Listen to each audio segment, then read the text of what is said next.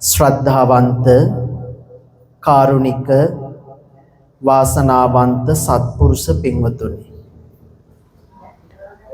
අද උතුම් වූ පින්බර දොරටු පුරපසළොස්වක් පොහොය දවසේ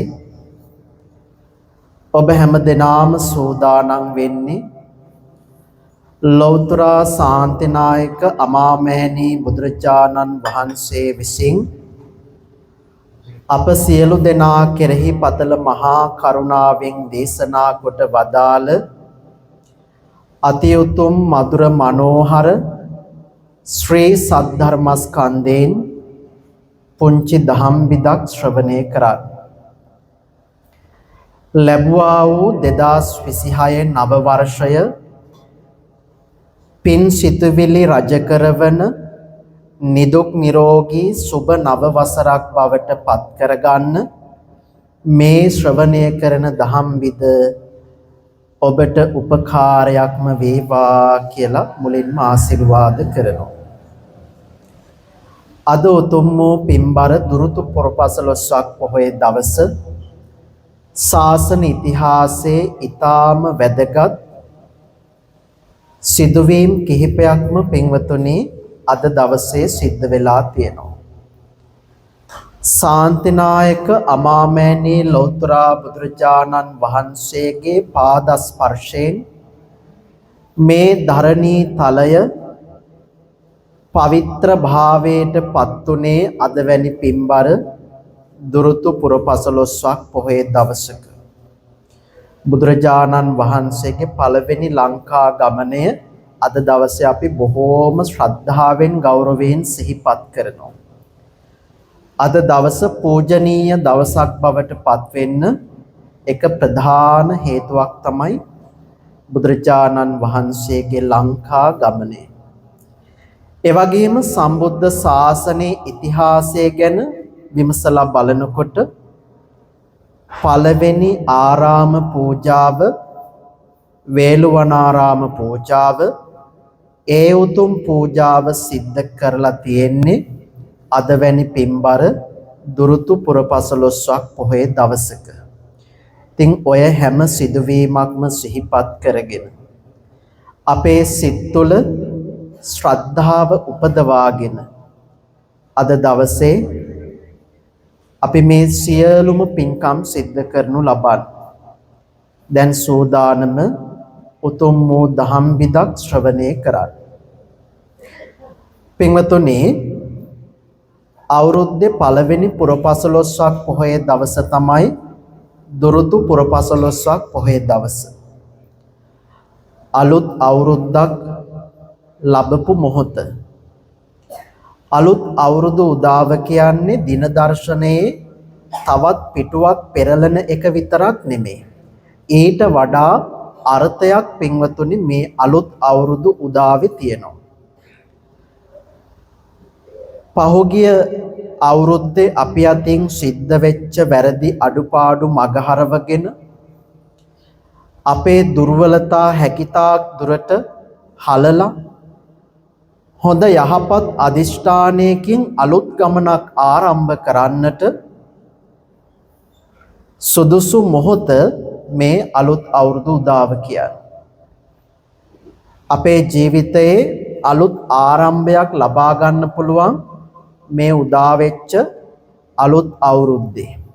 ඒ සඳහා හොඳ දැක්මක් තියෙන්න ඕනේ. හොඳ අදිෂ්ඨානයක් අපි හැමෝටම තියෙන්නට ඕනේ. සුත්ත නිපාතයේ තියෙනවා උරග සූත්‍රය කියලා සූත්‍රයක්. පින්වතුනි, සර්පයා හැව ඉවත් කරන්නාසේ වීර්යවන්ත නොවනැති පුජ්‍යලයා කෙලෙස් මල අත්තර දමනවා. මේ සූත්‍රයේ විස්තර කරන හරි අපූර්ව කාරණාවක්. ඉතින් අලුත් අවුරුද්දේ මේ ධර්ම කාරණාව අපිට හරි වැදගත්. සර්පයෙක් සැව ඉවත් කළාට පස්සේ සර්පයා ආපහු ඒ සැව ගැන ආශා කරන්නේ නැහැ, හැරිලා බලන්නේ නැහැ. අපේ තියෙන කෙලෙස් හරියට අර සර්පයා සැව ඉවත් කරන්නා වගේ ඉවත් කරන්න පුළුවන් නම් පින්වතුනි මේ අලුත් අවුරුදු උදාවේ අපිට හොඳ අලුත් ගමනක් යන්න ඒක හේතුවක් වෙනවා. චන්ද්‍රයා බබලන්නේ අඳුරු වලාවෙන් මිදුනහම. අඳුරු වලාව වැහිලා තියෙනකොට හඳ බබලන්නේ නැහැ. ජීවිත බබලන්නේ අපේ ජීවිත තුළ ಗುಣධර්ම වැඩිච්ච තරමට. අපි හැමදෙනාගේම සිත් ස්වභාවයෙන්ම හරි ප්‍රභාස්වරයි. හැබැයි අඳුරු වලාව නැමැති කෙලෙස් විසින් අපේ හිත ටික ටික වැහෙනවා. එහෙම වැහුනහම අපේ හිත බබලන්නේ නැහැ. හිත බබලන්නේ නැහැ කියන්නේ අපි හැමෝගෙම චරිත පින්වතුනි අන්ධකාරය තුල ගිලිලා යනවා. හිත ප්‍රභාස්වර කරගන්න, හිත කෙලෙසුන්ගෙන් මුදව ගන්න අපි උත්සාහ කරන්න ඕනේ. එතකොට අඳුරු වලාවෙන් මිදුණු චන්ද්‍රයා වගේ අපිට බැබලෙන්න පුළුවන්කම තියෙනවා. ඉතින් අලුත් අවුරුද්දේ මේ ධර්ම කාරණාව ඔබට සිහිපත් කරනවා. යෝච පුබ්බේ පමජ්ජිත්වා පච්චාසෝ නප්ප මජ්ජති. සෝයිමං ලෝකං පභාසේති අබ්බාමුත්තෝව චන්දිමා. අඳුරු වලාවෙන් මිදුණු චන්ද්‍රයා බබලනවා වගේ යම් කිසි කෙනෙක් අප්‍රමාදීව මේ මොහොත තුල කටයුතු කරනවා නම් එයාට බැබලෙන්නත් පුළුවන්. එයා නිසා මුළු මහත් ලෝකෙම පින්වතුනි බැබලීමටපත් වෙනවා. මේ වෙලාවේ අපි සිහි කරන්න ඕනේ අංගුලිමාල මහරහතන් වහන්සේගේ චරිතය. ඔබ කවුරුත් දන්නවා අංගුලිමාල මහරහතන් වහන්සේ ගැන. මන්තානි බැමිණියටත් බග්ගව කියන බමුණාටත් පුංචි කුමාරයෙක් ඉපදුනා. මේ පුංචි කුමාරයාට නම තිබ්බේ අහිංසක කියලා. හරි දක්ෂ කුමාරයෙක්. ශිල්ප ශාස්ත්‍ර ප්‍රගුණ කරන්න ගුරුවරයා ළඟට යවුවා. අද කාලේ වගේ නෙමේ ඉස්සර ගුරු ගෙදර නැවතිලා තමයි ශිල්ප ඉගෙන ගන්න ඕනේ. ගුරුවරයාට උදව් උපකාර කරමින් ගුරුවරයාගේ වැඩ කටයුතු සිද්ධ කරලා දෙමින් ගුරුවරයා යටතේ විශාල සිසුන් පිරිසක් පින්වතුනි අතීතේ ඉගෙනගෙන තියෙනවා ගුරු ගෙදර ඉඳගෙන. අහිංසක කුමාරයාත් ඒ විදිහටම ගුරු ගෙදරට බාර දුන්න අම්මයි තාත්තයි ශිල්ප පුහුණු කරා. පුංචි කුමාරයා හරි දක්ෂයි. හැමෝගෙම හිත දිනාගෙන හොඳට ශිල්ප ශාස්ත්‍රය ප්‍රගුණ කළා. හැබැයි ඔය කුමාරයාගේ දියුණුව අභිවෘද්ධිය ඉවස ගන්න බැරි පිරිසක් හිටියා. මේ කුමාරයාගේම යාළුවෝ පිරිසක්. ඔය පිරිස මොකද කළේ? කුමාරයා ගැන බොරු ගොතලා කියන්න පටන් ගත්තා.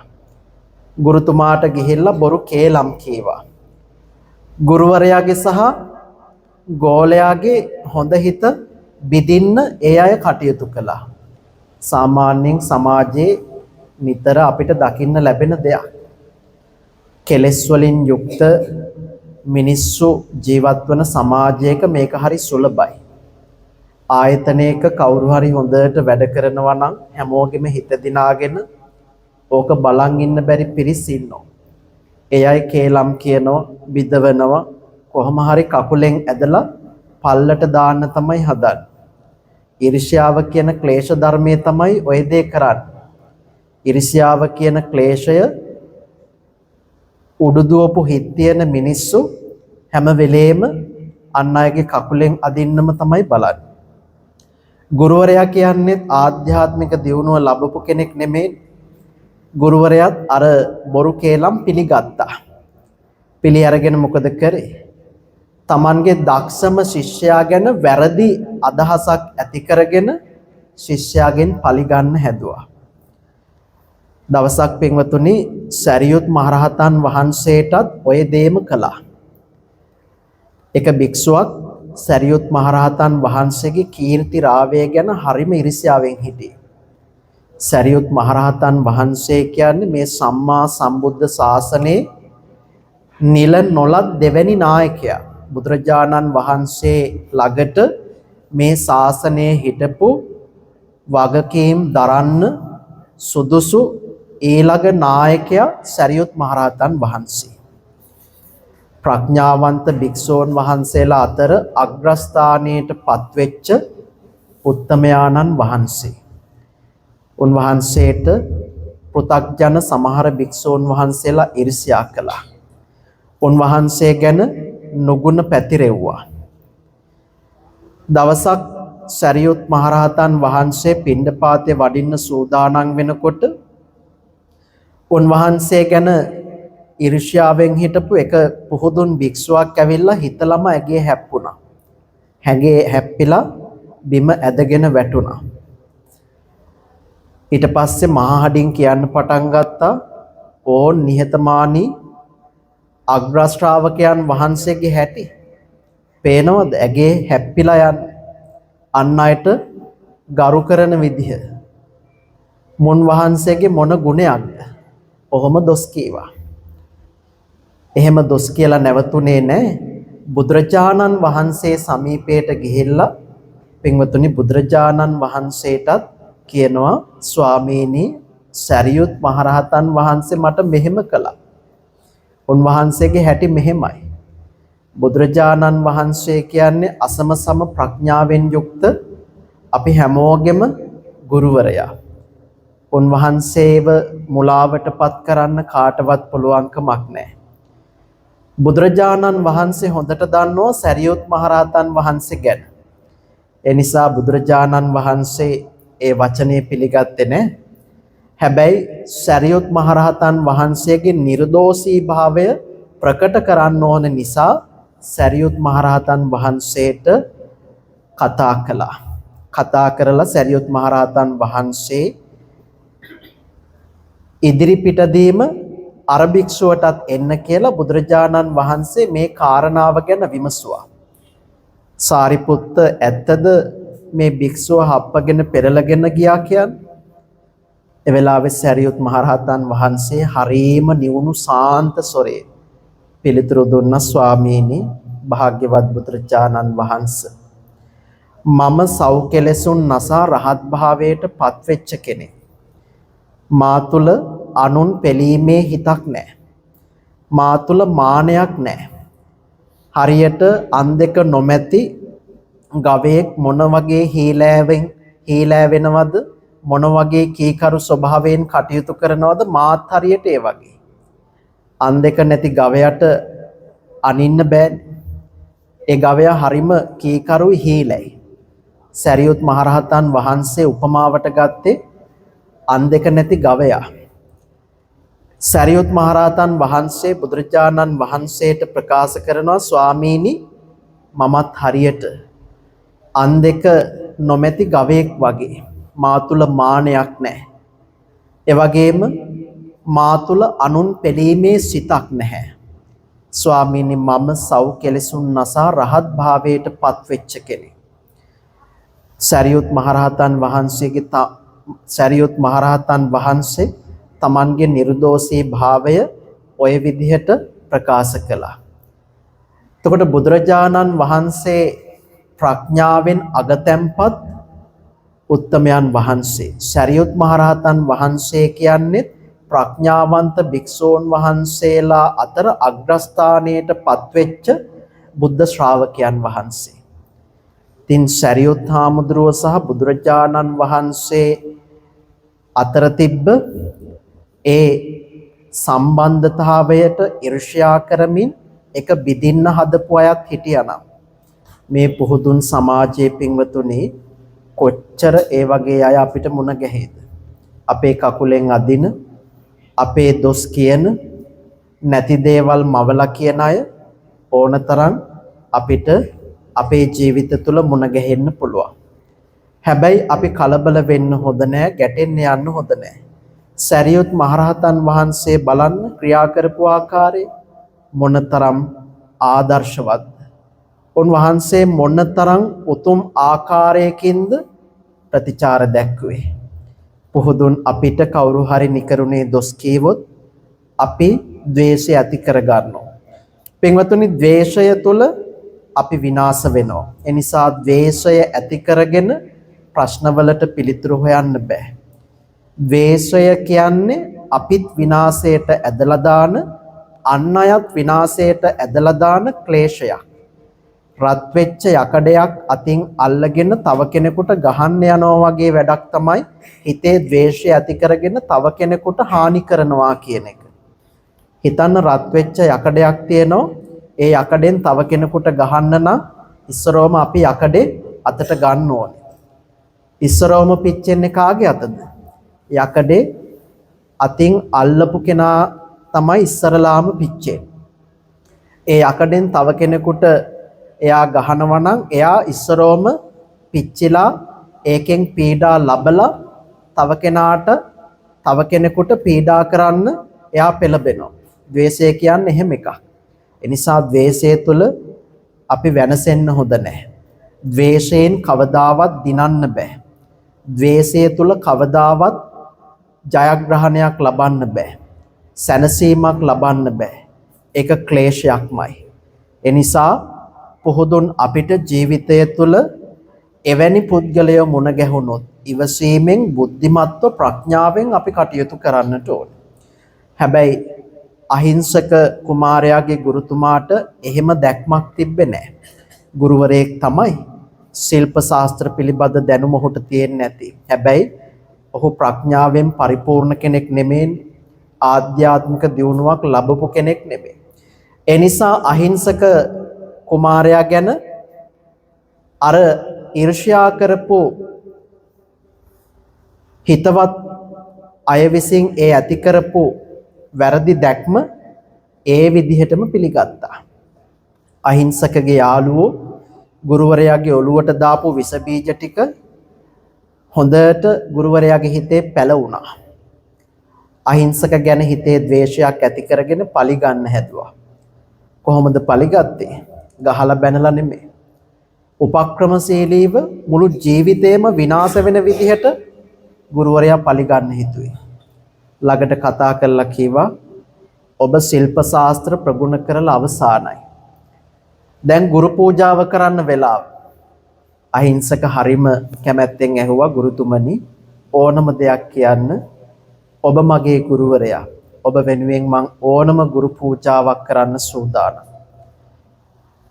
ගුරුවරයාගේ ද්වේෂය මේ වෙලාවේ හොඳටම මතුවුණා.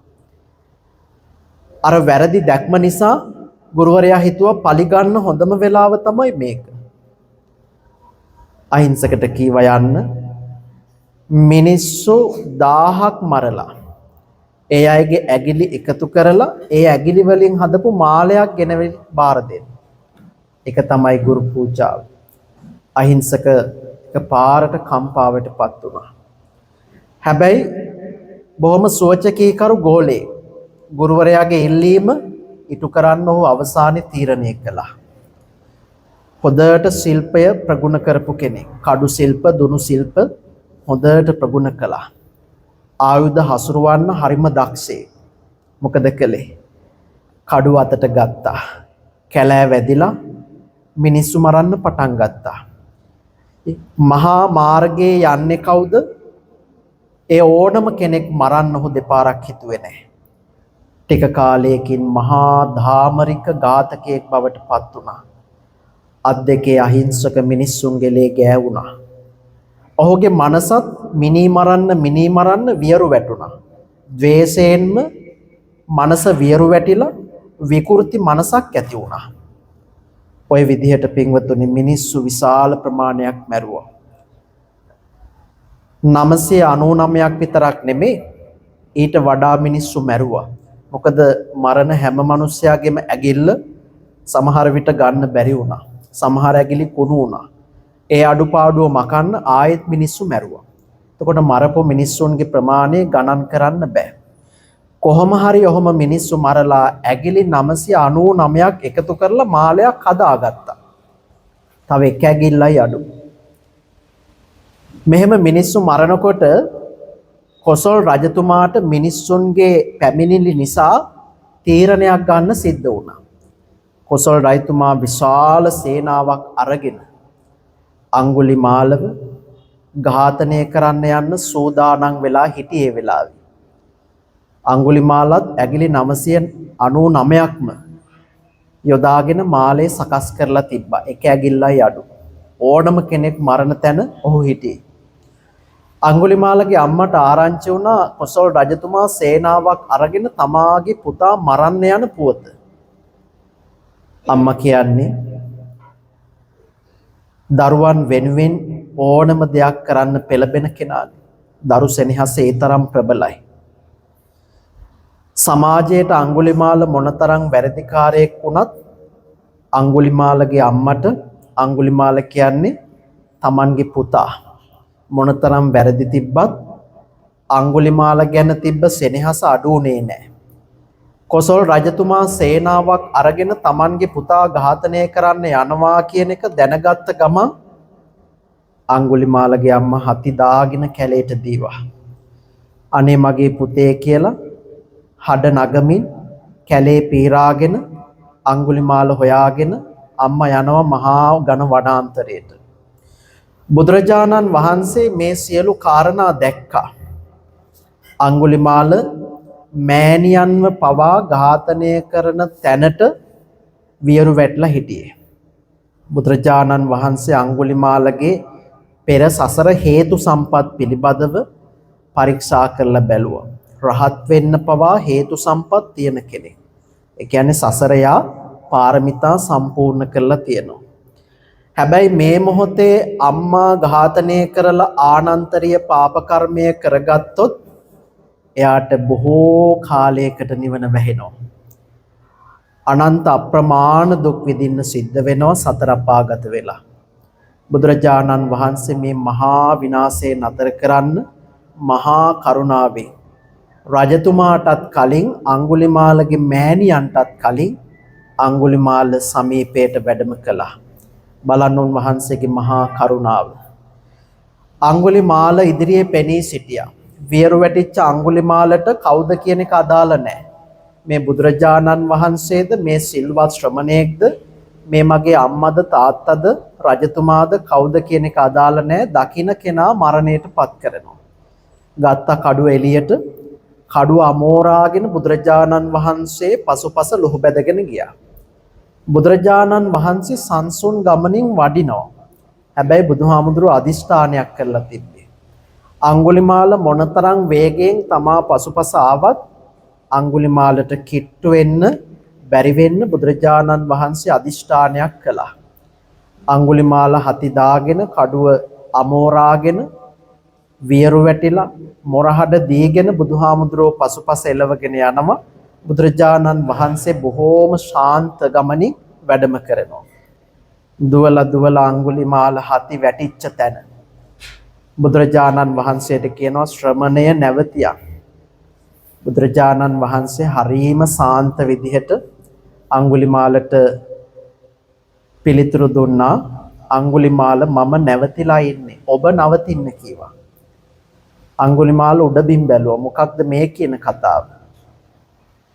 මෙච්චර මම හති දාගෙන දුවලත් මේ ශ්‍රමණය අල්ලගන්න බැරි වුණා. දැන් මං හති වැටිලා බිම වැතිරිලා ඉන්නකොට මට නවතින්න කියනවා. මේ මොකක්ද මේ කතාව කියලා අඟුලිමාල ඇහුවා. මම නැවතිලා ඉන්නේ. ඔබ නවතින්න. මම මෙච්චර හති වැටිලා නැවතිලා ඉන්නකොට මට නවතින්න කියන්නේ. ඔබ නවතින්න කියලා කියවා. බුදුරජාණන් වහන්සේ අඟුලිමාලට කියනවා අඟුලිමාල මම නැවතිලා ඉන්නේ. සියලු කෙලෙස් දුරු කළා. ප්‍රාණඝාතයෙන් වැළකුණා. මට නවතින්න දෙයක් නැහැ. හැබැයි ඔබ නැවතිලා නැහැ. ඔබ තාම කෙලෙස් සහිත කෙනෙක්. ඔබ තාම ප්‍රාණඝාතය සිද්ධ කරන්න මාන බලන කෙනෙක්. ඒ නිසා ඔබ නවතින්න කියලා අඟුලිමාලට කීවා. අඟුලිමාල එකපාරටම මේ වචනය අහපු ගමන් මෙල්ල වුණා. බුදුරජාණන් වහන්සේගේ ඒ බල මහිමේ තුල ඒ බුද්ධ වචනයේ තිබ්බ අර්ථාන්විත සුමිහිරි භාවයේ තුල අඟුලිමාල මෙල්ල වුණා.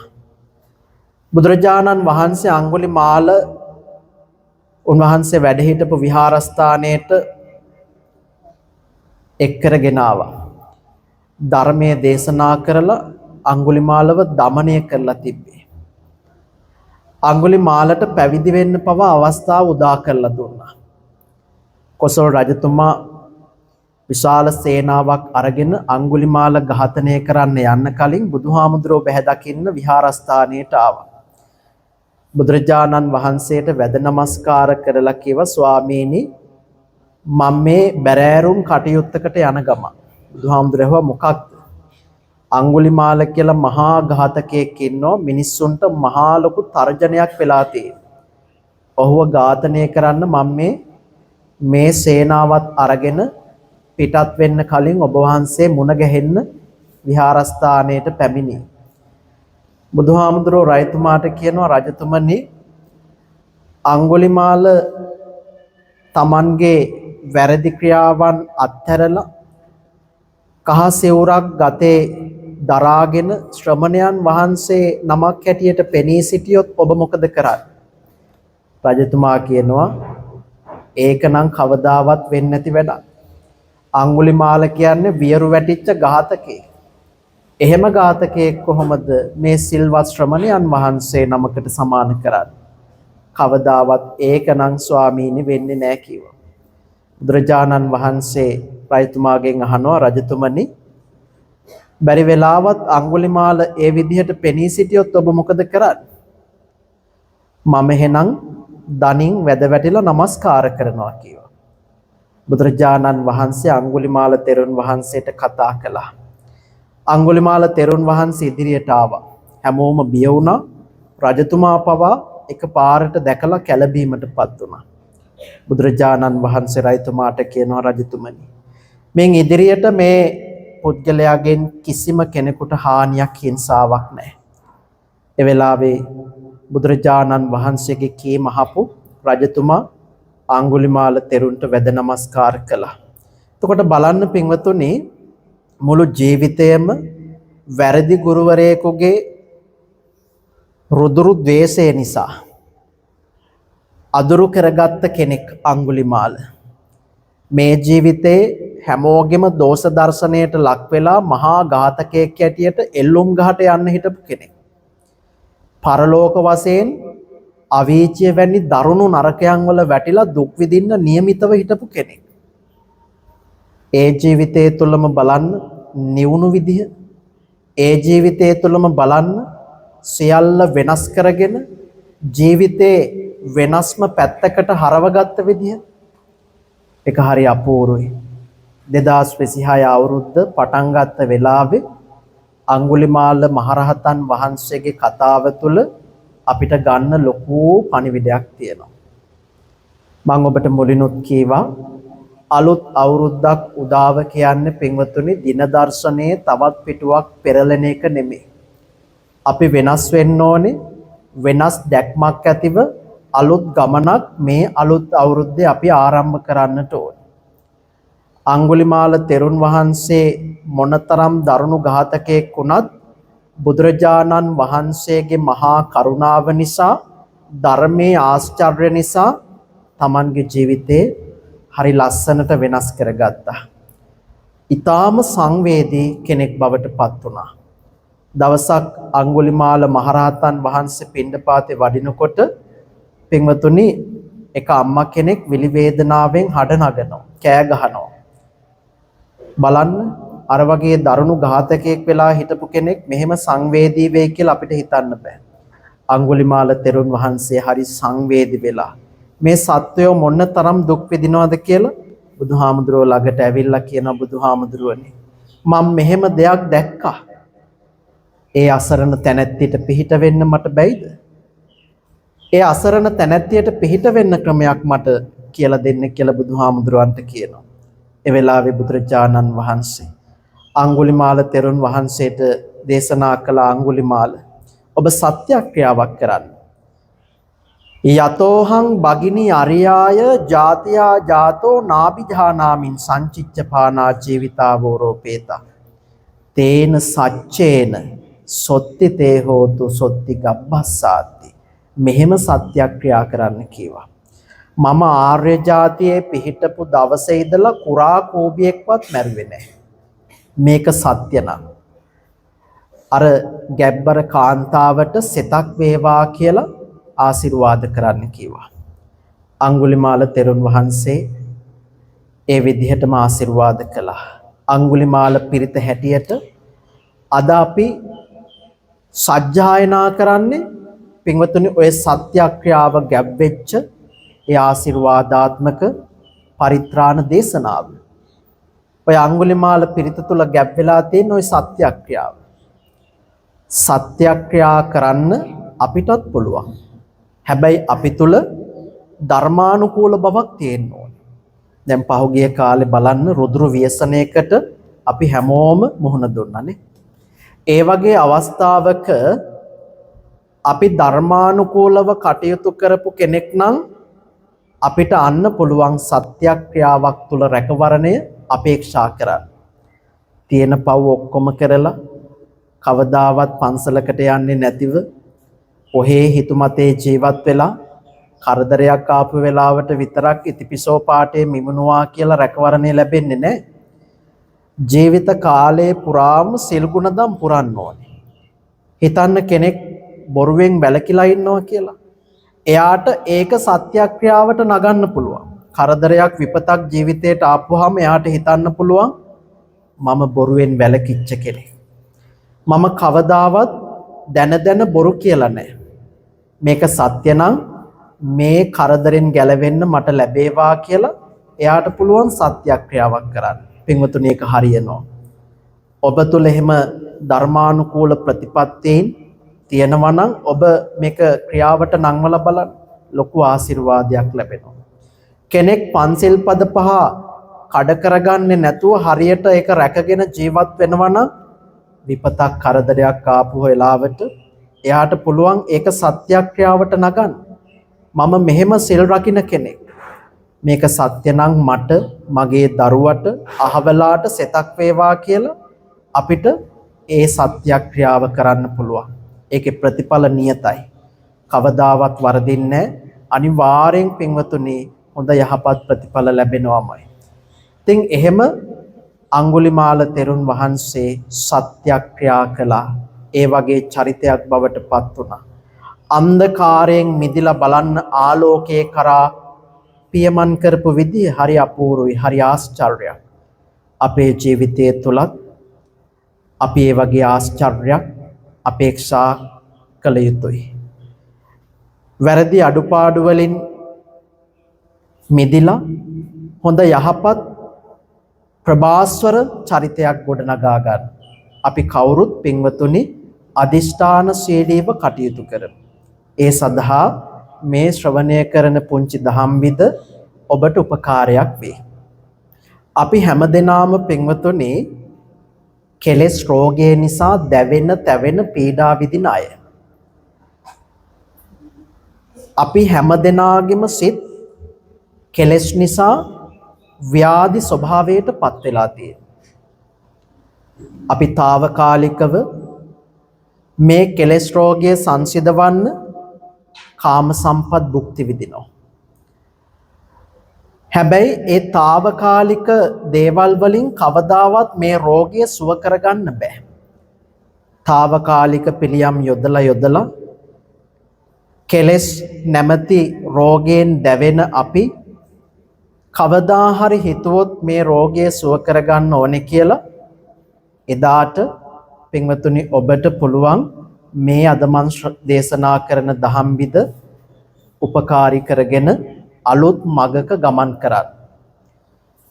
දවසක් පින්වතුනි බුදුරජාණන් වහන්සේ බැහැ දකින්න ආව දේවතාවෙක්. මේ දේවතාව බුදුරජාණන් වහන්සේට මෙහෙම කියනවා, ස්වාමීනි දවසක් මම නන්දන උද්‍යානයේ ඉන්නකොට මට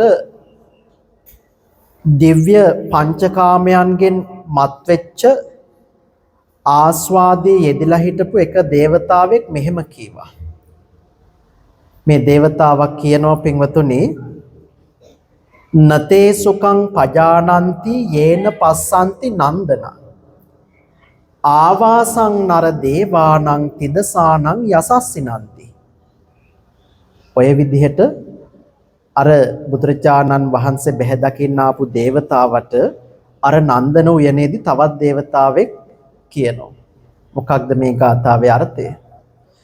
මේ දේවතාවා කියනවා නන්දන උයනේ තියෙන මේ අසිරිය නොදකින්න කෙනා සතුට කියන එක දන්නේ නැහැ කියලා. ඔබ අහලා ඇති නන්දන උයන කියන්නේ පින්වතුනි තව්තිසා දිව්‍ය ලෝකයේ තියෙන ප්‍රධානම උද්‍යානය. උද්‍යාන 4ක් තියෙනවා. මේ උද්‍යාන 4න් ප්‍රධානම උද්‍යානය තමයි නන්දන උද්‍යානය. හරිම ලස්සන තැනක්. ඇයි මේ උද්‍යානයට නන්දන උද්‍යානය කියන්නේ? උද්‍යානයට ඇතුළු වන ඕනෑම කෙනෙකුගේ හිතේ තියෙන දුක, කනගාටුව, පසුතැවීම නැති වෙලා උද්‍යානයේ අසිරිය දකින්නකොට එයාගේ සිත් තුළ ප්‍රමෝදය වැඩෙනවා කියනවා. සතුටක් උපදිනවා කියනවා. උද්‍යානයට ඇතුළු වෙන ඕනම කෙනෙක් උද්‍යානයේ අසිරිය දකින්නකොට දුක, ශෝකය අමතක වෙලා සතුටටපත් වෙනවා. ඒ නිසා තමයි මේ උයනට නන්දන උද්‍යානය කියලා කියන්නේ. හරිම ලස්සන තැනක්. මේ උයන පිහිටලා තියෙන්නේ පින්වතුනි ශක්‍රයාගේ සුදස්සන කියන නගරේ නැගෙනහිර දිශාවට වෙන්න තමයි පිහිටලා තියෙන්නේ. යොදුන් දහස් ගාණක් විශාල හරිම ලස්සන උද්‍යානයක්. මේ උද්‍යානයේ අසිරිය ගැන අට කතාවල මෙහෙම විස්තර කරලා තියෙනවා. මේ උද්‍යානයේ තියෙනවා පින්වතුනි දිව්‍යමය ශාක. හරිම නැවුම් ලස්සන මල් පිපුණු දිව්‍යමය සුගන්ධය වහණය වෙන ශාක වලින් පිරිච්ච තැනක්. ඒ ශාක හරිම දැකුම් කළුයි. ඒ ශාකවල තියෙන දිව්‍යමය පුෂ්පයන්ගෙන් දිව්‍යමය සුගන්ධය වහණය වෙනවා. ගස් වලින් ගෙලිහිලා බිම වැටෙන මල් පවා පින්වතුනි හරීම නැවුම් මැලවුණු ස්වභාවයෙන් තොර සුගන්ධවත් මල් කියනවා. ඒ තරම් ලස්සන තැනක්. මේ උද්‍යානයේ තියෙන්නේ සාමාන්‍ය වැලි නෙමෙයි. රත්තරන්, රිදී, මාණික්කෙන් යුක්ත ඊටාම අලංකෘත භූමියක් නන්දන උද්‍යානයේ තියෙනවා. ඒ නන්දන උද්‍යානයේ භූමිය හරීම සියුම්. කෙනෙක් පොළොන් මත පය තබනකොට දැනෙන්නේ මොනතරම් සුමට වින්දනයක්ද? ඒ වගේ කියනවා නන්දන උයනේ පය තබනකොට හරීම සියුම් ස්පර්ශයක් කෙනෙකුට විඳින්න පුළුවන්කම තියෙනවා.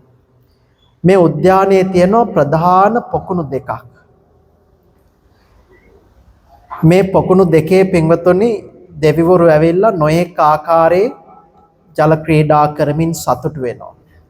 පස් පියුම් පිපිලා බොහෝම ලස්සනට උද්‍යානයේ අසිරිය තව තවත් වැඩි කරනවා. උද්‍යානයේ මැද තියෙනවා ජයසුමන කියලා ආසනයක්. මේ ආසනේ මාණික්කෙන් කරලා තියෙනවා. සක්‍ර දේවේන්ද්‍රයාට අනික් සියලුම දෙවිවරුන්ට වැඩ ඉන්න උද්‍යානයේ මැද මාණික්කෙන් කරපු ජයසුමන කියලා ආසනයක් තියෙනවා. මම මේ නන්දන උද්‍යානයේ ස්වභාවය ගැන ඔබට පැහැදිලි කරේ. ඒ තරම් සුන්දර තැනක්. මේ විශ්වය තුල ලෞකික කාමාස්වාදයේ උපරිම මට්ටම වින්දනය කරන්න නම් කෙනෙක් නන්දන උයනට යන්නම ඕනේ. ඒ තරම් සැප සම්පත් පිරිච්ච තැනක්. දෙවිවරු පින්වතුනි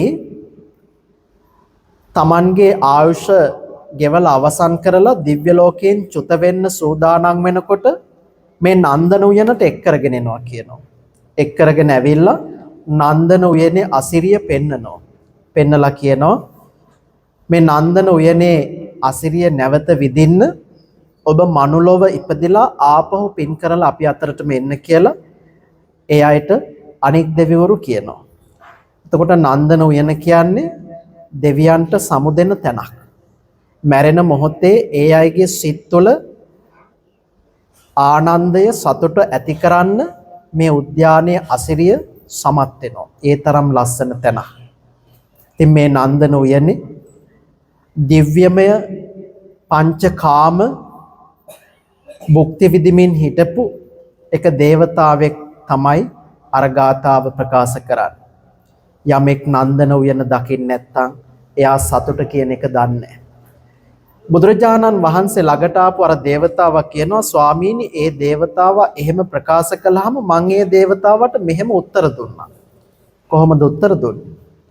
නතේ නත්වම් බාලේ විජානාසි යතා අරහතං වචෝ අනිච්චා සබ්බේ සංඛාරා උප්පාද වය ධම්මිනෝ uppajjitva nirucchanti තේසං වූප සමෝසුකෝ. බාල අනුවන පුද්ගලය. ඔබ ඔහොම කියන්නේ අරහතුන් වහන්සේලාගේ වචනය දන්නේ නැති නිසා.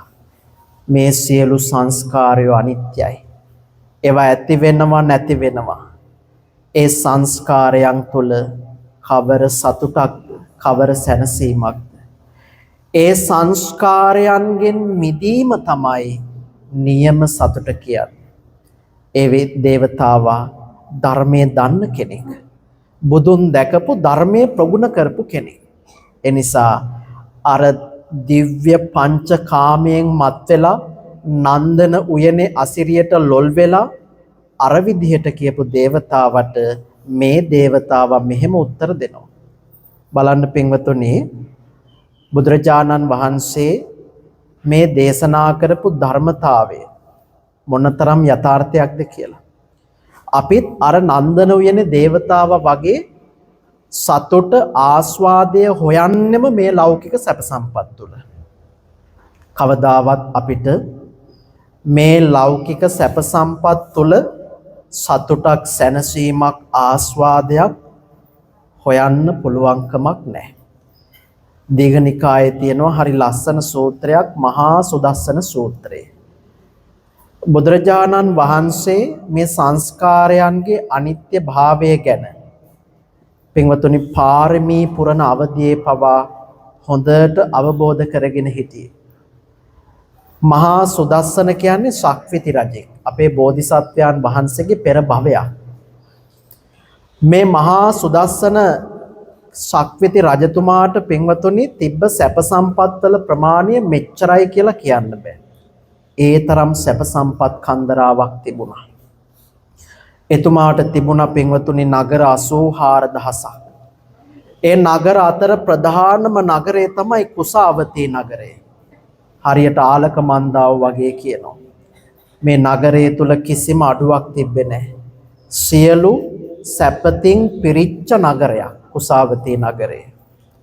මේ නගරය තමයි පිහිටලා තිබ්බේ මේ මහා සුදස්සන ශක්විති රජතුමාගේ ධම්ම කියන මාලිගාව. ඒ මාලිගාව හදලා තිබ්බේ රත්තරන්, රිදී, වෛඩූර්ය, මාණික්‍ය කියන මෙන්න මේ වටිනා ද්‍රව්‍ය යොදාගෙන. හරිම ලස්සන අහස උසට ඉදි කරපු මහා දැවැන්ත මාලිගාවක්. 84000ක් ඇත් සේනාවක් හිටියා. 84000ක් අශ්ව සේනාවක් හිටියා. පෙරිවර ස්ත්‍රීන් 84000ක් හිටියා අන්තఃපුරේ. කිසිදාක නෑ බෑ කියන වචනයක් අහන්න තිබ්බේ නෑ. ඒ තරම් සැපතින් පිරුණු ජීවිතයක් මොහු ගත කළේ. කාලය ටික ටික ගෙවිලා ගියා. අන්තිමට මහා සුදස්සන රජතුමා මරණ මංචකේ වැතිරිලා ඉන්න දවස උදා වුණා. මහා සුදස්සන රජතුමාගේ අග්‍ර මහේසිකාව ඇවිල්ලා කියනවා රජතුමනි මිය පරලොව යන්න එපා. ඔබේ මේ සැප සම්පත් ගැන මෙනෙහි කරන්න. 84000ක් නගර තියෙනවා. 84000ක් මාලිගා තියෙනවා. රන් රිදී මුතු මැණික් ඕන තරම් ඔබතුමාට තියෙනවා. පෙරිවර සේනාව ඕන තරම් ඉන්නවා. ජීවිතේ මීට වඩා සතුටක් කෙනෙකුට ලබන්න බෑ. ඒ තරම් සතුටෙන් සැපෙන් පිරිච්ච ජීවිතයක්. රජතුමනි මැරෙන්න එපා. මේ දේවල් ගැන ආශාව ඇති කරගෙන තව අල්ලගෙන ඉන්න කියලා දේවිය කියනවා. අපි බොහෝ වෙලාවට දකිනවා පොහොදුන් මිනිස්සු ඔහොම තමයි කටයුතු කරන්නේ. කෙනෙක් මැරෙනකොට මැරෙන්න ලං වෙලා ඉන්නකොට කියනවා අනේ අම්මේ මැරෙන්න එපා. තාත්තේ මැරෙන්න එපා. අපිව දාලා යන්න එපා. ඔහොමනේ කියන්නේ නේ. එහෙම කියන එකෙන් ජීවත් වෙලා ඉන්න අයට සුගතියකුත් නැහැ, මැරෙන කෙනාට සුගතියකුත් නැහැ. ධර්මයේ ගැන නොදන්නාකම. අර මහා සුදස්සන රජතුමාගේ අග්‍ර මහේසිකාව ඇවිල්ලා රජතුමාට මතක් කරලා දුන්නා රජතුමාගේ සැප සම්පත් පිළිබඳව. ඒ වෙලාවේ රජතුමා මොකද කිව්වේ? හා දේවිය එහෙම කියන්න එපා. මෙච්චර මාලිගා තිබුණත් ඒ හැම දෙම මට අත්හරින්න සිද්ධ වෙනවා. සියලු සංස්කාරය අනිත්‍යයි, වෙනස් වෙනවා.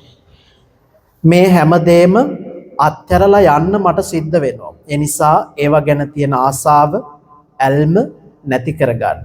දේවිය ඔය විදිහට මට උපදෙස් දෙන්න කීවා. අර විදිහට කියන්න එපා කීවා. එතකොට බලන්න මහා සුදස්සන රජතුමාට මොනතරම් සැප සම්පත් තිබුණත් එතුමා ඒවා අල්ලගෙන හිටියේ නැහැ. මගේ කියලා ඇලිලා හිටියේ නැහැ. ඒවා ධර්මානුකූලව පරිහරණය කළා. දවසක අත්තරින්න වෙන බව දැනගෙන තමයි එතුමා මේ දේවල් පරිහරණය කරේ. දේවිය ඇවිල්ලා අර විදිහට කියනකොට දේවියටත් උපදෙස් දුන්නා දේවිය එහෙම කියන්න එපා.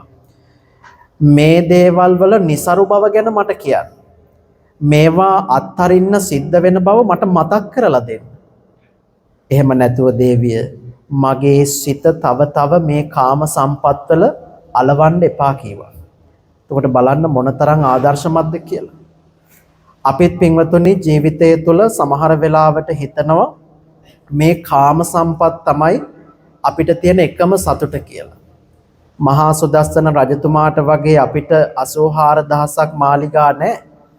84000ක් පිරිවර ස්ත්‍රීන් සේනාව මේ සැප සම්පත් නැහැ. හැබැයි අපි ගඩොල් නිවසට, පුංචි වාහනයට, අපිට තියෙන මේ පුංචි ධනෙට අපි කොච්චර ආසා කරනවද බලන්න.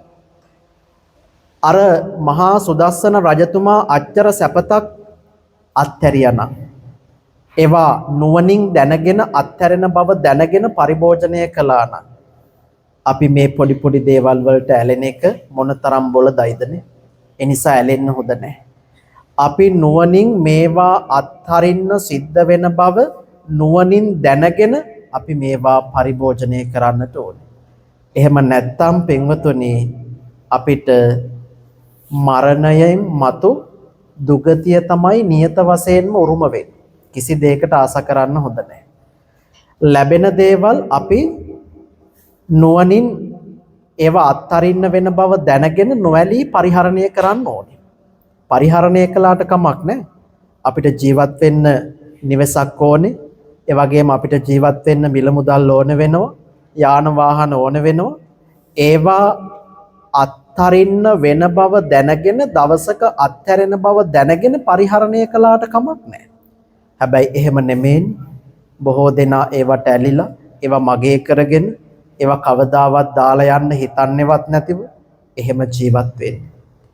ඒ තුල පින්වතුනි කවදාවත් මෙලව සැනසුමකුත් නැහැ. පරලොව නම් කොහොමත් සැනසුමක් නැහැ. දුගතිය තමයි උරුම වෙන්නේ.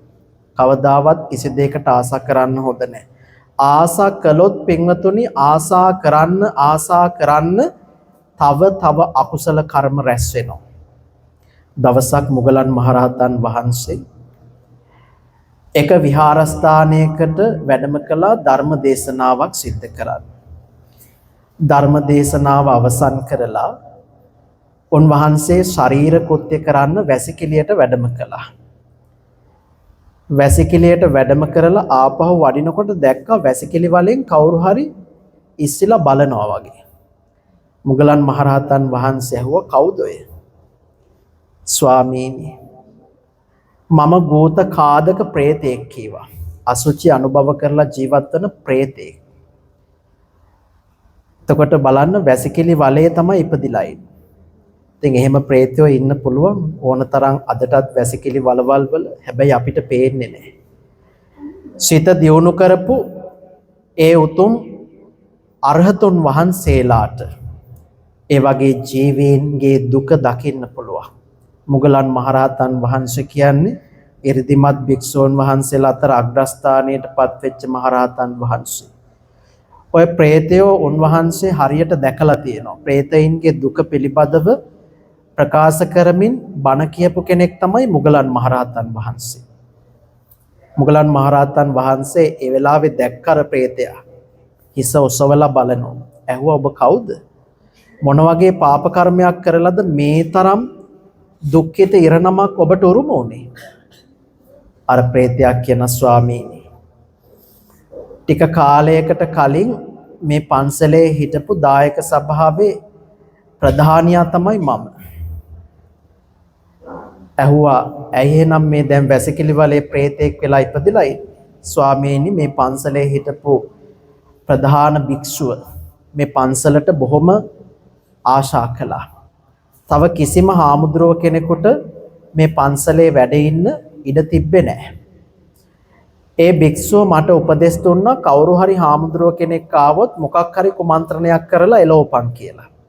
මමත් ඒ හාමුදුරුවන්ගේ කීම අහලා එනේන භික්ෂුවට මොනවා හරි කුමන්ත්‍රණයක් කරලා ඒ අය පිටමන් කළා. ඔන්න කරගත්ත අකුසල කර්මය. විහාරස්ථාන කියන්නේ සගසතු දීපල.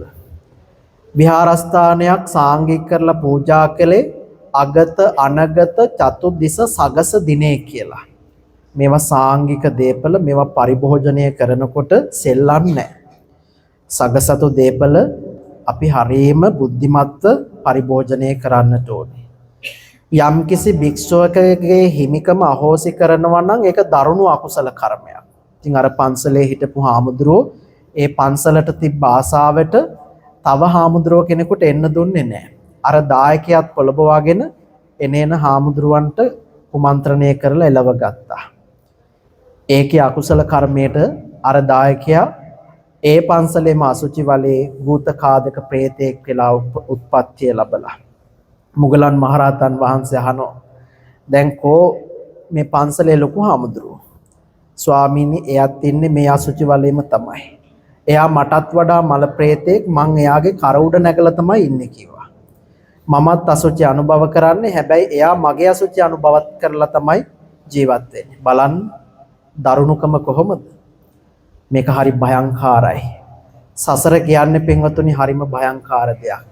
පව පින හඳුනාගත්තේ නැත්තම් කෙලෙස් සහිත හිත අපිව පින්වතුනි දුකේ පතුලටම ඇදලා දානවා.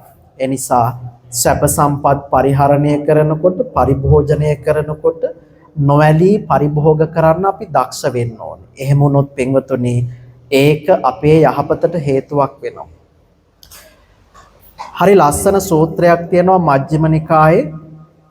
පින්වතුනි මේ සූත්‍රය තුළ අපිට හරි අපූර්ව කාරණාවක් විස්තර කරලා දෙනවා. මොකක්ද ඒ කාරණාව? බුදුරජාණන් වහන්සේ මේ කාම සම්පත්වල තියෙන નિසරු බව හරි ලස්සනට පැහැදිලි කරලා දෙනවා. පින්වතුනි මේ කාම සම්පත් කියන්නේ හරියට රෝගයක් වගේ. රෝගයකින් හිතන්න කුෂ්ඨයක් හැදිච්ච රෝගියෙක් ඉන්නවා කියලා. මේ කුෂ්ඨයක් හැදිච්ච රෝගියා අර තුවාලවල දැවිල්ල නිසා නිතරම තුවාල කසනවා. මොකද කරන්නේ? මෙයා යනවා ගිනි අඟුරු වලක් ගාවට. ගිනි අඟුරු වලක් ගාවට ගිහිල්ලා අර තුවාල කසන නිසා මෙයා ගිනි වලින් අර තුවාල තවනවා. රත් කරනවා. එතකොට යාට తాවකාලික සතුටක් ඇති වෙනවා. බුදුරජාණන් වහන්සේ භික්ෂූන් වහන්සේලාගෙන් අහනවා ඒ වෙලාවේ ඔහුට ලැබෙන්නේ සතුටක්ද දුකක්ද? භික්ෂූන් වහන්සේලා පිළිතුරු දෙනවා ස්වාමීනි භාග්‍යවත් බුදුරජාණන් වහන්සේ ඔහුට අර කැසීම తాවකාලිකව නතර වෙන නිසා පුංචි සතුටක් ලැබෙනවා. බුදුරජාණන් වහන්සේ මෙහෙම දේශනා කරනවා. අර රෝගියාගේ රෝගය දක්ෂ වෛද්‍යවරයෙක් ඇවිල්ලා සම්පූර්ණයෙන්ම සුවපත් කළා කියලා හිතන්න. ආය ඔහුට රෝගේ පීඩාවක් නැහැ. එහෙම වුණොත් ආපහු ඔහු අර ගිනි අඟුරු වලගාවට යයිද? ගිනි වලින් තුවාල මුවහත් කරන්න ඔහුට අවශ්‍ය වෙයිද? නෑ, කවදාවත් ඔහු එහෙම කරන්නේ නෑ. ඔහු තේරුම් ගන්නවා අර ඔහු ගිනි අඟුරු වලගාවට ගිහිල්ලා ගිනි වලින් තවමින් ඒ කරපු දේ මහා වේදනාවක් දුකක් කියලා ඔහු තේරුම් ගන්නවා. එතකොට බලන්න පින්වතුනි ඇත්තටම අර තුවාල තියෙනකොට ඔහු ගිනි අඟුරු වලගාවට ගිහිල්ලා ගිනි තැපුවා. ඒ වගේම අර තුවාල ගිනි වලින් තවමින් ඒ වගේ කැසීම නැති කරන්න ඔහු කටයුතු කළා. ඇත්තටම ඔහුට ඒ වෙලාවේ తాවකාලික සෝයක් දැනුණා. හැබැයි ඒ ගින්දරවල තිබ්බ දෙයක් දෙක නෑ. ගින්දරවල තිබ්බ එකක් නෙමෙයි ඒ සෝය සතුට කියන එක.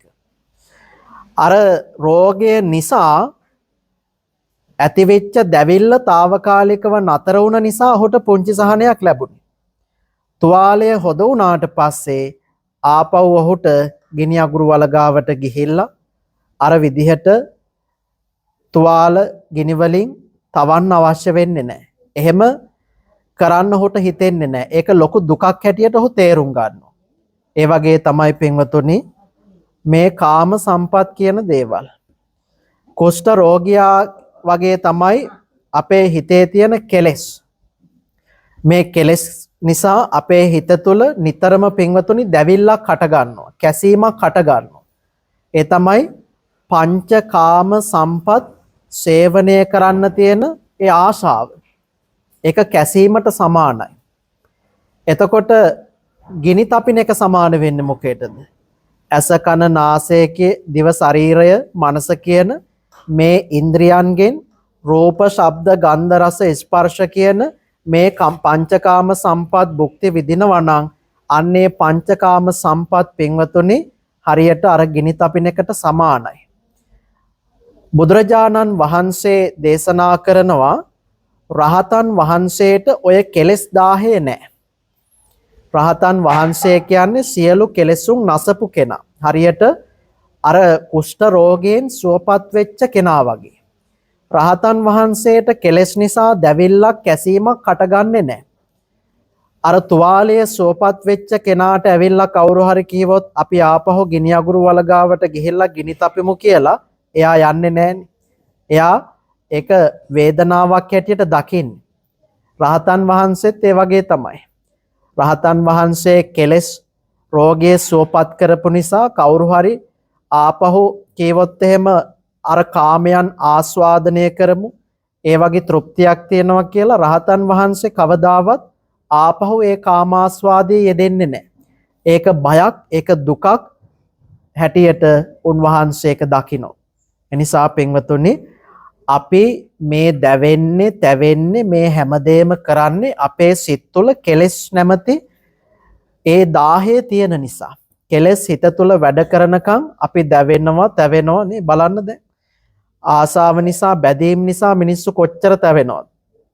කොච්චර දුක් විඳිනවද නේ? සමහරලාවට බැඳීම් නිසා මිනිස්සු ඔළුවේ ගින්දර තියාගෙන සමහරට රෑ දවල් නැතිව ප්‍රශ්න ගැන හිතා දුක් වෙවි ඉන්නවා. සමහරුන්ට ඒ නිසාම මානසික වශයෙන් ලෙඩ රෝග වැළඳිලා. ඔය ડિප්‍රෙෂන් වගේ රෝග, තවත් නොයෙක් රෝග තියෙනවා. ඔය රෝග හැදෙන්නේ පින්වතුනි කෙලෙස් නිසාමයි. අර කෙලෙස් නැති තැන ඔය තරම් දැවිල්ලක් නැහැ. ඔය තරම් පසුතැවිල්ලක් නැහැ. එයා පුදුම සුවයක් ජීවිතය තුළ ලබනවා. ඒ නිසා කිසි විටක හිතන්න එපා මේ කාම සම්පත් තුළ අපිට සදාකාලික සැනසීමක් ලබන්න පුළුවන් වෙයි කියලා. රට්ටපාල සූත්‍රය කියලා සූත්‍රයක් තියෙනවා. රට්ටපාල සූත්‍රය හරි ලස්සන සූත්‍රයක්. අපි හැම දිනාටම ජීවිතයේ ස්වභාවය ගැන තේරුම් ගන්න උදව් වෙන සූත්‍ර දේශනාවක්. පින්වතුනි කෝරව්‍ය කියලා රජෙක් හිටියා. මේ කෝරව්‍ය කියන රජතුමාගේ රාජධානියේ හිටිය රට්ටපාල කියලා කුමාරයෙක්. බොහොම ධනවත් පවුලක ඉපදිච්ච කෙනෙක්. සැප සම්පත් වලින් පිරුණු ජීවිතයක් ගත කළා. හැබැයි දවසක් බුදුරජාණන් වහන්සේගෙන් බණ අහලා මේ රට්ටපාල තරුණයා පැවිදි වුණා. පැවිදි වෙලා රහත් භාවයට පත් වුණා. දවසක් ආව තමන්ගේ මව් රටට. ඒ ප්‍රදේශයට ඇවිල්ලා තමන්ගේ ඒ කාලේ තමන් ගිහිගේ ඉන්නකොට රජතුමා හැටියට හිටියේ කෝරව්‍ය රජතුමා මුණ ගැහෙන්න ගියා. රජතුමා ඇහුවා මේ රට්ටපාල තෙරුන් වහන්සේගෙන් මම හිතාගෙන හිටියේ කෙනෙක් මහාන වෙන්නේ ඒ අයට ප්‍රශ්න කරදර තියෙනවා. දුක්ඛිත ජීවිතයක් ගෙවනවා නම් මහලු තත්වයටපත් වෙලා නැත්නම් දරුණු රෝගයක් වැළඳිලා ඒකෙන් බැට කන නිසා ඔය වගේ දෙයක් නිසා විතරයි කෙනෙක් පැවිදි වෙන්නේ කියලා මම හිතාගෙන හිටියේ. හැබැයි ඔබට ඒ කිසිම දෙයක් නැහැ. ඔබ ධනවත් පවුලක ඉපදිච්ච කෙනෙක්, ඔබට ඕනතරම් ධන සම්පත් තිබුණා, ඔබ තරුණ වයසේ හිටපු කෙනෙක්. ඔබ ඇයි පැවිදි වුණේ කියලා ඇහුවා. බොහෝ දෙලාවට අපි හිතනවා නේ දරුවෙක් මාන කරනකොට අනේ අපෝයි කියනවා. සමහර ලාවට දරුවා මහාන කරන්න කැමතිද කියලා අහපුවාම අපෝ බෑ මහාන කරලා කොහොමද? එහෙම තමයි කියන්නේ. මහාන කරන එක බොහෝ දෙනා දකින්නේ ඍණාත්මක දෙයක් හැටියට. කෝරව්‍ය රජතුමත් එහෙම තමයි. රට්ටපාල හාමුදුරුවන්ගෙන් අහනවා ඔබ සිටු පවුලක හිටපු කෙනෙක්, ධන ධාන්‍යයෙන් පිරිච්ච ජීවිතයක් ගත කරපු කෙනෙක්, කිසිම අඩුවක් තිබ්බේ නැහැ. ඇයි මහාන උනේ? රට්ටපාල මහරහතන් වහන්සේ කෝරව්‍ය රජතුමාට කියනවා රජතුමනි කරුණු 4ක් මම දැන් දේශනා කරනවා හොඳට අහගන්න. මේ කරුණු 4 තේරුම් ගත්ත නිසා තමයි මම මහාන උනේ. මොකද්ද පළවෙනි කාරණාව? ලෝකය නිතරම වෙනස් වෙනවා. මේ සියලු සංස්කාරයෝ පින්වතුනි ඉක්මනින්ම වෙනස් වෙනවා. බලන්න අපිට ඕන විදිහට මේ කාම සම්පත් මේ සංස්කාරයෝ කිසි දෙයක් හැමදාම පවතින්නේ නැහැ. පහුගිය කාලේ බලන්න මිනිස්සු හරි මහන්සියෙන් ගොඩනගාගත්ත නිවෙස් සමහර ලාවට ණය වෙලා දුක් මහන්සි වෙලා රෑ දහවල් දෙකේ වෙහෙසිලා ඉදි කරගත්ත නිවෙස් එක ෂණයකින් මහා පස්කඩු වලට යට වෙලා ගියා. ගම් වතුරට අහු වුණා. වාහන කොච්චර ප්‍රමාණයක් පස් වලට යට වුණාද? මිනිස්සු අමාරුවෙන් ගොඩනගාගත්ත ඒ හැම දෙයක්ම එක ෂණයකින් නැති වෙලා මිනිස්සු මහපාරට වැටිච්ච අවස්ථා ඕනතරම් පහුගිය ව්‍යසන සමේ අපිට අහන්න දකින්න ලැබුණා. මේ හැම දෙයක්ම එහෙම තමයි ලෝකේ තියෙන. බැදීමක් වුණත් එහෙමයි. හැමදාම එක වගේ පවතින්නේ නැහැ. බැදීම් කියන දේවල් උනත් වෙනස් වෙනවා. මිනිස්සු වෙනස් වෙනවා. මේ වස්තු සම්පත් හැමදේම වෙනස් වෙනවා. ඒවා නැති වෙලා යනවා. ඉතින් ඕක තේරුම් ගත්තා මම. ඒක තමයි මේ ලෝකය ගැන කලකිරෙන්න පළවෙනි හේතුව. මොකද්ද පළවෙනි හේතුව? මේ සියලු සංස්කාර ධර්ම වෙනස් වෙනවා. ලෝකය වෙනස් වෙනවා. ඒක අංක 1.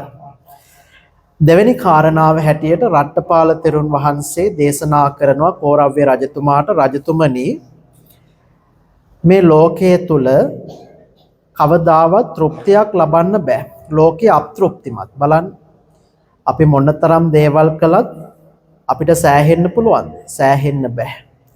සමහර ලාවට ධනෙ නැති වෙනකොට අපි ධනය කොහොම හරි ලබා ගන්නවා. ධනෙ තියෙන කෙනාට එතනින් එයා සෑහෙනවද නැහැ. එයා බලය හොයනවා. බලය තියෙන කෙනා තව දේවල් හොයනවා. බලන්න කවදාවත් තෘප්තියක් ලබලා කෙලවර වෙන්න පුළුවන්ද? බෑ. ජීවිතය තුල කවදාවත් එහෙම වෙන්නේ නැහැ. දුප්පත් පැලේ ඉන්න කෙනා හිතනවා අනේ කොහොම හරි මම මේ ගේ ගඩොලින් බැදගත්තොත් ඒක තමයි මගේ එකම සිහිනේ ඒ හොඳටම ඇති කියලා. ඒක බොරුවක්. එයා එහෙම කියවට එයා ඒගේ Tamanට ඕන විදිහට හදාගත්තාම එතනින් නවතින්නේ නැහැ. එයා තව හීන දකිනවා. අර පාපැදී යන කෙනා යතුරු පැදියක යන්න සිහින දකිනවා වගේ, යතුරු පැදියේ යන කෙනා මෝටර් රථයක යන්න සිහින දකිනවා වගේ, මෝටර් රථයක යන කෙනා අතිසුකෝපභෝගී මෝටර් රථයක යන්න සිහින දකිනවා වගේ, අතිසුකෝපභෝගී මෝටර් රථයේ යන කෙනා ගුවනින් යන්න සිහින දකිනවා වගේ මේ ආසාවේ කෙලවරක් නැහැ. මේක පින්වතුනි තෘප්තිමත් වෙලා අවසන් වෙන තැනක් නැහැ. ඉතින් ඕක මම තේරුම් ගත්තා. තේරුම් අරගෙන මේ අතෘප්තිමත් හිතේ ස්වභාවය අවබෝධ කරගෙන තමයි මම පැවිදි වුණේ කියලා රට්ටපාල හාමුදුරුවෝ කියනවා. ඒ වගේම තමයි පින්වතුනි මේ ලෝකයේ නිතරම අඩුපාඩු සිද්ධ වෙන්න පුළුවන්. බලන්න අපි හිතන විදිහට හැමදේම වෙන්නේ අපි හිතනවා සමහර ලාවට කොහොම හරි අමාරුවෙන් ඉගෙන ගත්තාම එතනින් එහාට ආයේ දුකක් නැහැ. ජීවිතේ හරි හැමදේම සම්පූර්ණයි කියලා. හැබැයි එතකොට මොකද වෙන්නේ? ඔන්න දරුණු ලෙඩක් හැදෙනවා. ඊට පස්සේ ඒකෙන් බැට කනවා. සමහර අය කසාද බැදලා ඒකෙන් බැට කනවා. ප්‍රශ්න කරදර කෙලවරක් නැහැ. හැමදාම උසාවි ගානේ, හැමදාම පොලිසි ගානේ එහෙම බැට කනවා. මේ ලෝකයේ හැම වෙලේම අපිට අඩුපාඩු සිද්ධ වෙනවා. එක්ක ලෙඩ රෝග හැදෙනවා, එක්ක ආර්ථික වශයෙන් ප්‍රශ්න, එක්ක හතුරන්ගේ ප්‍රශ්න, මොනවා හරි ගැටලු. ඉතින් මේ ලෝකයේ සුන්දරද? මේක ඇලෙන්න ඕන තැනක්ද? නෑ, ඇලෙන්න සුදුසු තැනක් නෙමෙයි. ඕක තේරුම් ගත්ත නිසා තමයි මම පැවිදි වුණේ කියලා රට්ටපාල හාමුදුරුවෝ පෝරව්‍ය රජතුමාට පැහැදිලි කරලා දුන්නා. ওই විදිහට පින්වතුනි මේ ලෝකයේ ස්වභාවය ගැන තේරුම් අරගෙන තමයි රට්ටපාල තෙරුන් වහන්සේ පැවිදි වුණේ. එතකොට බලන්න වයසට යනකම් ඉන්නම ඕනේ නැහැ. ලෙඩක් වැළදෙනකම් ඉන්න ඕනෙම නැහැ. සිල් ගන්න උනත් එහෙමයි. අපි හිතනවානේ වයසට ගිහිල්ලාම සිල් ගන්න ඕනේ කියලා. එහෙම නැහැ. ලෙඩක් දුකක් හැදුනහම සමහර අය හිතනවා අනේ මේ ජීවිතේ අස්තිරයි අපි සිල් ගමු කියලා. ලෙඩක් හැදෙනකම් ඉන්න ඕනේ නැහැ. මේ කාරණා හරියට අවබෝධ කරගත්තොත් පින්වතුනි මේ මොහොත තුල අපි නොපමාව පින් කර ගන්න ඕනේ. පින් කරන්න ධනයක් බලයක් ඒව අවශ්‍ය වෙන්නේ නැහැ. ශ්‍රද්ධාවන්ත හිත පමණයි ඕන වෙන්නේ. බුදුරජාණන් වහන්සේ වැඩ හිටපු කාලේ එක දුප්පත් වයසක අම්මා කෙනෙක් හිටියා. මේ අම්මා හරිම ශ්‍රද්ධාවන්තයි. දවසක් විහාරස්ථානයට ගියා, දැක්ක බෝමළුවේ පින්වතුනි පරණ බෝපත් වැටිලා තියෙනවා. බෝමළුව අපවිත්‍ර වෙලා. මේ අම්මා ඉදලක් අරගෙන බෝමළුව ඇමදුවා. බෝමළුව පවිත්‍ර කළා. ලස්සන රටා මවමින් බෝමළුව ඇමදලා බෝමළුව දිහා බලලා සතුටු වුණා. ලාහිරු බැසගෙන යනකොට රන්වන් හිරු රශ්මිය බෝමළුවේ සුදු වැලි මත වැටිලා හරි ලස්සනට දිලිසුණා. මේ අම්මා සාදුකාර පවත්වලා සතුටු වුණා. අනේ මොනතරම් උතුම් පිනක්ද මං කරගත්තේ. මේ බෝමළුව පිරිසිදු වුණා වගේ මගේ හිතේ තියෙන කෙලෙසුත් දුරු වෙලා යේවා කියලා ඒ ප්‍රාර්ථනා කළා. ওই විදිහට හැමදාම බෝමළුව ඇමදුවා. ඒ අම්මා ඊළඟ භවයේ පින්වතුනි තවතිසා දිව්‍ය ලෝකේ රන් රිදී මණික් ඔබ්බවපු බොහොම ලස්සන දිව්‍ය විමානයක ඉපදෙනවා. දේවතාවෙක් වෙලා. අනිත් දෙවිවරුන්ට වඩා හරි ලස්සන වෙනස්ම ශරීරයක් තිබ්බේ. ශරීරය බබලනවා. හරිම වර්ණවත් ප්‍රභාස්වරයි. මොගලන් මහරහතන් වහන්සේ දිව්‍ය ලෝක චාරිකාවේ වැඩම කරනකොට දැක්ක මේ දේවතාව. ඇහුවා අන් දෙවිවරුන්ට වඩා වෙනස් බබලන ශරීරයක් ඔබට ලැබිලා තියෙන්නේ මොන වගේ පිනක් කරලාද? දේවතාවා කියනවා ස්වාමීනි මම පෙර භවයේ දුප්පත් පැලක හිටපු කෙනෙක්. මට දන් දෙන්න වත්කමක් තිබ්බේ නැහැ. ලොකු පින්කම් කරන්න මට වත්කමක් තිබ්බේ නැහැ. හැබැයි මගේ ශ්‍රද්ධාව හරි බලවත්. මම හැමදාම කළේ බොහොම ශ්‍රද්ධාවෙන් බෝමළුව ඇමදපු එක. ඒ පින තමයි අද මම මේ භුක්ති විඳින්නේ. මේ තරම් දිව්‍ය සම්පත් ලබන්න, මේ තරම් විභූතියක් ලබන්න හේතුනේ ඒ පින්කම. එනිසා පින්වතුනි පින්කම් කරන්න හිතේ ශ්‍රද්ධාවයි ඕන වෙන්නේ. නොයෙක් හේතු ඉස්සරහට සමහර වෙලාවට අපි දා ගන්නවා. ඒවා පින්වතුනි බොරු හේතු සාධක විතරයි. හිතේ ශ්‍රද්ධාව තියෙනවා නම් ඒ කෙනාට ඕන තරම් පින් කරගන්න අවස්ථාව තියෙනවා. දුර්ලභ සම්මා සම්බුද්ධ ශාසනයක් මුණ ගැහිලා තියෙන වෙලාවේ බණපදයක් අහන්න අවස්ථාව ලැබිලා තියෙන වෙලාවේ අපි හැමෝම නොපමාව පින් රැස් කරගමු. ජීවිතය පිනෙන් පෝෂණය කරගමු. උදා වූ 2026 නව වර්ෂය අපේ ජීවිතයේ යහපත්ම පින්වන්තම වසර බවට පත් කරගන්න අපි වීරයවන්තව කටයුතු කරමු. ඒ සඳහා ඔබ හැම දිනාටම වාසනාව ශක්තිය ධෛර්යය ලැබේවා කියලා ආශිර්වාද කරනවා.